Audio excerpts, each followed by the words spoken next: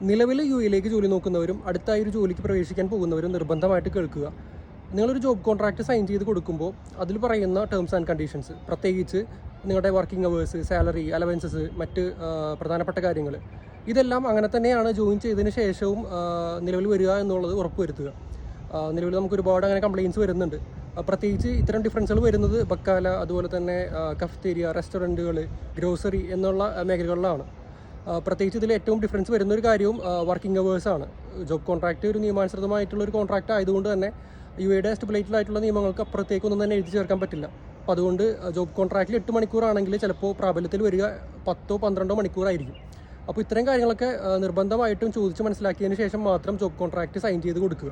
ഇനി അഥവാ നിങ്ങൾ ജോയിൻ ചെയ്തതിന് ശേഷം മാറ്റങ്ങൾ വരികയാണെങ്കിൽ നിങ്ങൾ വിസ ക്യാൻസൽ ചെയ്യാന്നുള്ളൊരു രീതിയിലേക്ക് വന്നു കഴിഞ്ഞാൽ ഒരു ദിവസം കൊണ്ട് ചിലപ്പോൾ എക്സിറ്റ് ആവേണ്ടി വരും.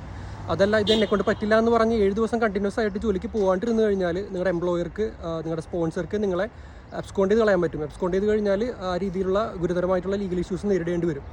അപ്പോൾ ഏറ്റവും നല്ലത് എംപ്ലോയറുമായിട്ട് കമ്മ്യൂണിക്കേഷൻ നടത്തി ഇത് സോൾവ് ആക്കുന്നതാണ്. പറ്റുന്നില്ലെങ്കിൽ മൊഹറയുടെ ടോൾ ഫ്രീ നമ്പർ ഞാൻ കൊടുക്കുന്നുണ്ട്. ടോൾ ഫ്രീ നമ്പറിൽ വിളിച്ചിട്ട് കാര്യങ്ങൾ സംസാരിച്ചിട്ട് അത് സോൾവ് ചെയ്യാൻ നോക്കുക.